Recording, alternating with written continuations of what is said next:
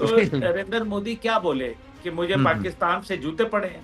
मुझे हुँ, जो है हुँ। वो पाकिस्तान ने इतना मारा कि मैं नीचे जाके न्यूक्लियर बंकर में घुस गया। हुँ, मुझे हुँ, इतना हुँ, मारा कि मैं चप्पलों में जो है वो भागा घर से, अपने राष्ट्रपति हुँ, भवन से जो है वो मैं भाग गया। क्या बोले कि मेरे जो तमाम कोर कमांडर और आर्मी चीफ की बातें जो थी, वीडियो लिंक हुँ, जो है वो सारे हुँ, हैक हो गए थे और पाकिस्तान को पूरे मंसूबे का इल्म था। वो बराह हुँ, रास्त उनके, ये ऐसे ही था जैसे कोर कमांडर कॉन्फ्रेंस की जो वीडियो है वो सारी बाहर आ जाए। और वो बिल्कुल, पाकिस्तान पूरी की पूरी सुन रहा था। अल्हम्दुलिल्लाह बिल्कुल, उसकी बिल्कुल। वीडियो आपने देख चुके हैं। वो क्या हुँ, हुँ, बोले कि वो उनके जो है जहाज मारे गए हैं। वो क्या हुँ, बोले हुँ, कि उसको जो है 380 बिलियन डॉलर का नुकसान हो गया। क्या बोले उन्होंने, अब बीएलए को बकायदा स्पॉन्सर करना चाह रहे हैं। और वो हुँ, ये हुँ, कर रहे हैं, पहले भी मोसाद जो था उसका फुटप्रिंट अफगानिस्तान में मौजूद था। बिल्कुल, नूरिस्तान के अंदर उन्होंने बकायदा अपना सिस्टम बनाया हुआ था जहां वो बैठ हुँ, के हुँ, पहले भी लुच हुँ, तलते थे। इसलिए बिल्कुल, अब जो है बीएलए के साथ बराह रास्त उन्होंने रवाबित कायम किए हैं और ये एक हुँ, खतरनाक अमल है। क्योंकि हुँ, मोसाद के पास जो है वो ज़ाहिर है उसके पास हुँ, लेटेस्ट इक्विपमेंट भी है, ट्रेनिंग का लेवल भी उनका एक फ़र्क है। बिल्कुल। अच्छा सर, ये डोनाल्ड ट्रंप ने तकरीबन 28 मर्तबा जो बयान दिया है कि इंडिया पाकिस्तान की मैंने जिसे कहें कि उनको साथ बिठाकर उनकी सुलह वगैरह करवाई है, लेकिन नरेंद्र मोदी मान नहीं रहा। मतलब वो क्यों नहीं मान रहा? क्या वजह है? मतलब अगर मान ले एक जो प्रेसिडेंट है यूएस का, उसने अगर तुम्हें सुलह-सफाई करवा दी है, तो मानने में क्या हर्ज है? वैसे भी जो नरेंद्र मोदी की पॉलिसी है, कांग्रेस के अलावा दूसरी जब भी हुकूमतें आई हैं, वो रशिया के करीब रही हैं, चाइना के करीब रही हैं, लेकिन Narendra Modi pro America policy उसने टो की है हमेशा। तो इस दफा क्यों नहीं मान रहा नरेंद्र मोदी कि डोनाल्ड ट्रंप ने सुलह करवाई है? और जी नहीं मान रहा है इस वजह से क्योंकि वो तो कहता है कि हम कामयाब हो गए। अभी एक अच्छा, अच्छा। दीवाने को समझ नहीं आ रही, वो अपना जिसको कहते हैं ना, एक आदमी को शिकस्त हो गई, वो कहता है नहीं मैं तो नहीं मानता। वो विंटे ही बिल्कुल, उखाड़ के ले जाता है अपनी मतलब बिल्कुल, तो बिल्कुल। नरेंद्र मोदी क्या बोले कि मुझे हुँ, हुँ, पाकिस्तान से जूते पड़े हैं। मुझे हुँ, जो है हुँ, वो पाकिस्तान ने इतना मारा कि मैं नीचे जाके न्यूक्लियर बंकर में घुस गया। हुँ, मुझे हुँ, इतना हुँ, मारा कि मैं चप्पलों में जो है वो भागा घर से, अपने राष्ट्रपति हुँ, भवन से जो है वो मैं भाग गया। क्या बोले कि मेरे जो तमाम कोर कमांडर और आर्मी चीफ की बातें जो थी, वीडियो लिंक हुँ, जो है वो सारे हुँ, हैक हो गए थे और पाकिस्तान को पूरे मंसूबे का इल्म था। वो बराह हुँ, हुँ, रास्त उनके, ये ऐसे ही था जैसे कोर कमांडर कॉन्फ्रेंस की जो वीडियो है वो सारी बाहर आ जाए। और वो बिल्कुल, पाकिस्तान पूरी की पूरी सुन रहा था। अल्हम्दुलिल्लाह बिल्कुल, उसकी वीडियो बिल्कुल। आपने देख चुके हैं। वो क्या हुँ, हुँ, बोले कि वो उनके जो है जहाज मारे गए हैं। वो क्या हुँ, बोले हुँ, कि उसको जो है 380 बिलियन डॉलर का नुकसान हो गया। क्या बोले, आप क्या चाहते हैं, बिल्कुल, खुदा बिल्कुल। का खाओ करे। हुँ, तो अच्छा वो इस इस वजह से वो नहीं हुँ, मानता, वो बिल्कुल। मानेगा नहीं। वो कहते हैं ना, माने मनवा खीर ना खाए और झूठी पातन चाटने लगे। ये झूठी बिल्कुल, पातन अभी चाटेगा, आप देखना। ये बिल्कुल। अल्लाह ने इसको जलील किया है और उसकी बुनियादी वजह यह है कि ये हो या बेंजामिन नेतन्याहू, हुँ, दोनों के लिए जिल्लत उनका मुकद्दर बन गई है। और नरेंद्र मोदी जब अपने मुल्क में लोगों पे जुल्म कर रहा है, जब अपने मुल्कों की वो लोगों के साथ ज्यादती करता है, कश्मीर में हुँ, 14 ऐसे काले कवानीन नाफिज हैं जो कि इंसानियत, जो कि बुनियादी हकूक हैं, हुँ, हुँ, उनके वो खिलाफ हैं, मनाफी हैं। लेकिन नरेंद्र हुँ, मोदी चल रहा है, देखें, बिल्कुल। वो ये देख रहा है। अभी आपने देखा है कि किस तरीके से उनका जो है वो वफ्द वहां फौरन चाइना पहुंच गया। क्योंकि हुँ, हुँ, उनको डर है कि अमेरिका उनको अबेंडन कर देगा, छोड़ बिल्कुल, देगा। बिल्कुल, और इसकी बिल्कुल। बुनियाद के ऊपर वो भागे फौरन चाइना के पास कि सर जनाब चाइना चाइना ने से हम चाइना दोस्ती ने तो कर सर लो। बिल्कुल, चाइना ने सर पाकिस्तान को 5th जनरेशन के जो जेट्स हैं, वो भी देने के उन्होंने कह दिया है कि वो भी आपको मिल जाएँगे 2-3 माह में, तो वो भी पाकिस्तान आ जाएँगे। तो पाक चाइना तो इतना सपोर्ट कर रहा है पाकिस्तान को, तो फिर इंडिया किस तरह अब चाइना से जाके, क्योंकि उन्होंने तो अपनी सारी फॉरेन पॉलिसी ही चेंज कर ली थी इस हवाले से। अब पाकिस्तान को देखें जो इक्विपमेंट दे रहे हैं, PL-15 जो दिया है, फिर जेट्स जो दिए हैं और अब 5th जनरेशन जेट की भी बात हो रही है। देखिए, फिफ्थ जनरेशन की तो दूर की बात है, सिक्स्थ जनरेशन की बात करें मेरे भाई। एफ थर्टी बिल्कुल। फाइव जो वो जो है ना, हुँ, जो जे हुँ, F thirty five, J F हुँ, थर्टी हुँ। फाइव सिक्स्थ जनरेशन जहाज है, पूरी दुनिया में है ही नहीं। एफ थर्टी फाइव हाँ, जो हाँ। है वो इस टाइम पे फाइव हुँ, पॉइंट फाइव जनरेशन तक दुनिया गई है, इससे ज्यादा नहीं गई हुँ। है। अभी चाइना का बिल्कुल। सिक्स्थ जनरेशन जहाज है, चेंगडू कंपनी ने बनाया है। अब हुँ, मसला यह, और उसकी परवाज भी हो चुकी है चेंगडू के ऊपर हुँ, जो हुँ, है। लेकिन बहरहाल हुँ, बात जेट्स हुँ, की नहीं है। अभी जो हमने राफेल को गिराया है वो अपने हम्म, 4 जनरेशन जहाज से गिराया है, वो 4.5 जनरेशन था। तो आप बिल्कुल इसको छोड़े ना कि क्या बिल्कुल मतलब वो गधा गाड़ी चलाने वालों को जो है उन्होंने राफेल दे दिए, तो नतीजा तो फिर वही निकलेगा। अल्लाह का शुक्र बिल्कुल। है भारत और पाकिस्तान में दो बुनियादी फर्क हैं। पहली बात यह है कि भारत जो है वो क्वांटिटी पे बिलीव करता है, यानी कि नंबर गेम के ऊपर। पाकिस्तान क्वालिटी के ऊपर बिलीव करता है, और यही वजह है कि हमें पता है कि महदूद वसाइल के साथ हमने बेहतरीन अपनी सलाहियतों को बरूए कार लाना है, और उसके लिए हमारी जो ट्रेनिंग है वो मजबूत होनी चाहिए। वो अभी आपने एक वो देखा होगा, इनकी ट्रेनिंग हो रही थी, मैं समझा शायद किसी ने मजाक बनाया हुआ है कि वो एक फौजी है, वो आता है, वो हाथ में गन लेके हा करता है, उसके बाद फिर वो जाता है, फिर वो हा करता है। मैंने कहा शायद ये, और उसने पत्ते मत्ते बांधे हुए हैं। तो मैंने कहा यार ये बिल्कुल। कोई ऐसे ड्रामा बनाए, लेकिन जब मैंने देखा तो वो पूरा का पूरा, जिस तरह फौजी इलाके में वो पूरे, वो एक पूरा पाथ बना होता है, कौन में पूरे होता है। उसके अंदर ड्रम पड़े होते हैं, चीजें पड़े होते हैं, साथ बाकी फौजी खड़े हुए हैं। तो मैंने कहा, मैं हंस पड़ा यकीन माने, मैंने कहा यार ये इनकी ट्रेनिंग का आलम है। तो फिर जो, तभी तो फिर जूते खाते हैं हर जगह से फिर। इसलिए भारत, बिल्कुल। मकसद यहाँ ये एक सिर्फ इतना सा है कि नरेंद्र मोदी का ये जो डिजाइन है ये उसका अपने सर्वाइवल के लिए जरूरी है। बहरहाल एक बात वाजे है, ना नरेंद्र मोदी मानेगा जंग से खत्म करने पे, और ना इसराइल जो है वो बाज आएगा। पाकिस्तान को तैयार रहना चाहिए। मजीद वो असला खरीद रहे हैं, मजीद वो अपनी तैयारी कर रहे हैं, मजीद वो एक जो है कि जुनून के अंदर, क्योंकि साथ उनकी फौज शामिल नहीं थी, लेकिन अब बिल्कुल उनकी फौज शामिल हो गई है क्योंकि फौज की जिल्लत हुई है।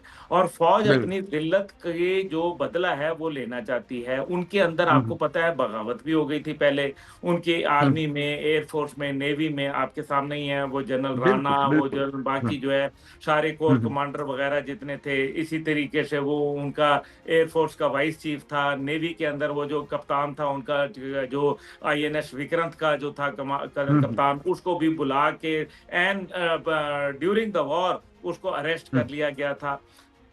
फिर अभी एक वो बिल्कुल। पायलट भी है जो अभी गायब है, उनका, उनकी या आप उनका जो भी है वो उसके बारे में थोड़ा सा बताए ना। वो मतलब उसकी बातें तो बड़ी चली थी, लेकिन वो शायद दबा ली थी, पाकिस्तान की तरफ से दबाया गया था, या वो सुलह के लिए जो डोनाल्ड ट्रंप ने करवाई थी और वो मैरिज, इसमें क्या है? मोदी जी अगर वो पायलट आपको कहीं नजर आती है उसकी कोई तस्वीर ही दिखा दो सानू।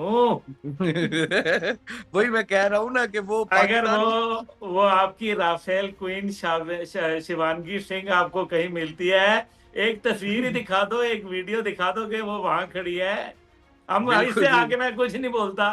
वो नहीं कुछ दिखाओ ना थोड़ी सी यार थोड़े नाजरीन बात। को, अब्दुल्ला भाई और आपको बड़ी गौर से पाकिस्तान बड़ी सुनते हैं चीज लोग। है, पाकिस्तान बड़ी चीज है, अपने वक्त के ऊपर, अपने म्यार के ऊपर। आखिर आज नहीं तो कल लोगों के बच्चे रोते हैं, फिर वो मीडिया के ऊपर आते हैं, शोर वावेला करते हैं, फिर मोदी जी को बताना पड़ेगा, बहुत कुछ दिखाना पड़ेगा। बिल्कुल बिल्कुल। अच्छा कुछ रियाज और न्याज की बातें रहने देना। आप भी कजारी भाई बड़े शरारती आदमी है। बिल्कुल बिल्कुल। अच्छा एक और इधर एक और सीरियस थोड़ी सी मैं वो बात को उस तरफ लेके चलूं। अल जजीरा की एक रिपोर्ट आई है अब्दुल्ला भाई, ये बीएलए के पीछे बताया जा रहा है मोसाद इसराइल का कोई गठजोड़ है, कोई इस तरह की बातें आ रही हैं। ये भी बिल्कुल रिसेंटली आई। देखें, जो इसराइल है ना उसने हम्म एक ख्वाब देखा कि ईरान की सरहद तक वो अपने फौजियों को बिठा लेगा। उसके लिए हम्म उसने कोशिश भी की, लेकिन हाल उसका भी मोदी जैसा ही हुआ, दूसरे लफ्जों में। तो हम्म मकसद यहाँ ये है कि उन्होंने अब बीएलए को बकायदा स्पॉन्सर करना चाह रहे हैं, और वो ये हम्म कर रहे हैं। पहले भी मोसाद जो था उसका फुटप्रिंट अफगानिस्तान में मौजूद था। बिल्कुल नूरिस्तान के अंदर उन्होंने बकायदा अपना सिस्टम बनाया हुआ था जहां वो बैठ के हम्म पहले भी लुच हम्म, तलते थे। इसलिए बिल्कुल। अब जो है बीएलए के साथ बराह रास्त उन्होंने रवाबित कायम किए हैं, और ये एक हम्म खतरनाक अमल है क्योंकि हम्म मोसाद के पास जो है वो जाहिर है उसके पास हम्म लेटेस्ट इक्विपमेंट भी है, ट्रेनिंग का लेवल भी उनका एक फर्क है, और उनके हम्म पास इंटेलिजेंस भी है, बराह रास्त भी है, और बराह सैटेलाइट के जरिए भी मौजूद है। तो ये वो हम्म चंद हम्म चीजें हैं जिनको मेरे ख्याल में हमें गौर करना चाहिए। लेकिन बहरहाल इसके हम्म ऊपर मैं एक अपना व्लॉग करूंगा, उसके हम्म ऊपर हम्म पूरी तफसील इंशाल्लाह ताला आपके सामने आएगी। लेकिन ये हम्म। बात बिल्कुल हकीकत है, इसमें कोई दूसरी राय नहीं है। बिल्कुल अब्दुल्ला भाई, एक लास्ट में ये वादी तेरह में पाकिस्तान के करीबी, जो अफगानिस्तान के करीबी बॉर्डर है, यहाँ पर जो दहशत गर्दों के ठिकाने हैं उनके करीब लोगों ने प्रोटेस्ट भी किया है एक दो दिन पहले। तो ये क्या था वादी तेरह में, क्या ये मामला थे? वहां पे कुछ लोगों को शहीद भी कर दिया गया था। देखिए, ये तिरा का वादी जो है, ये औरकजई एजेंसी जो है ना, ये बड़े बहादुर लोग हैं, बड़े मुहब्बे वतन हैं। और औरकजई कबाइल जो हैं ज्यादातर जो वो पाकिस्तान फौज को ज्वाइन करते हैं, ये उनकी हम्म पुरानी रवायात हैं। बड़े बड़े नामवर लोग, बड़े बड़े हम्म बहादुर वहाँ सिपाह मौजूद हैं।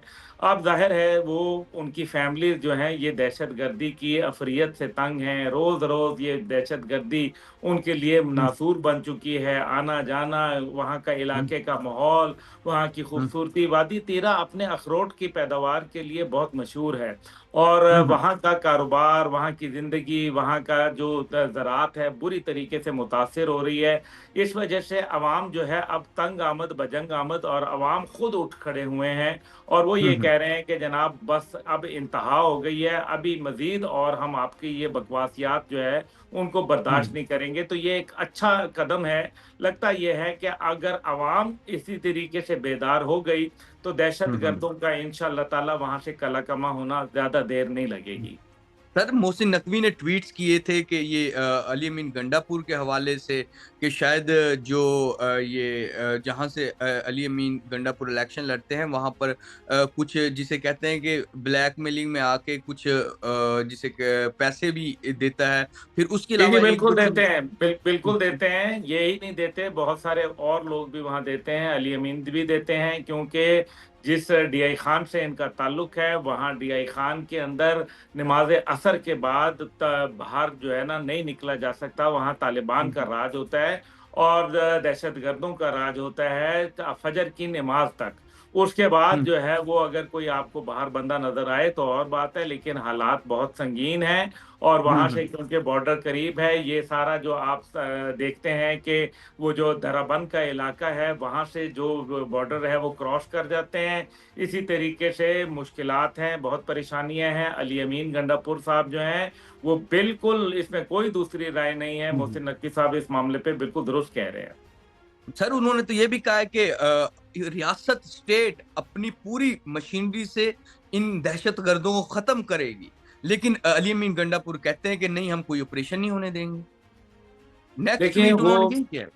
नहीं, अली अमीन गंडापुर साहब जो है वो इस ऑपरेशन को रोक नहीं सकते। बात यह है कि अगर वो रोकेंगे तो फिर शायद उनका रुकना जो है नामुमकिन हो जाएगा।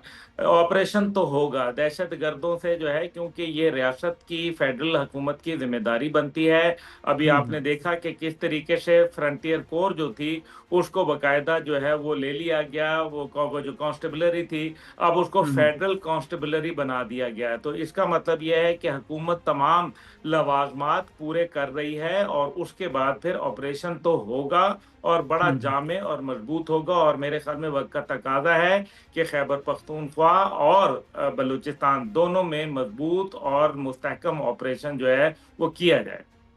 जी, तो नाज़रीन अब्दुल्ला गुल हमारे साथ मौजूद थे। हमने मुख्तलिफ टॉपिक्स पे उनसे बात की, उन्होंने बड़ी डिटेल हमें इंफॉर्मेशन दी, हर एंगल से, हर हवाले से।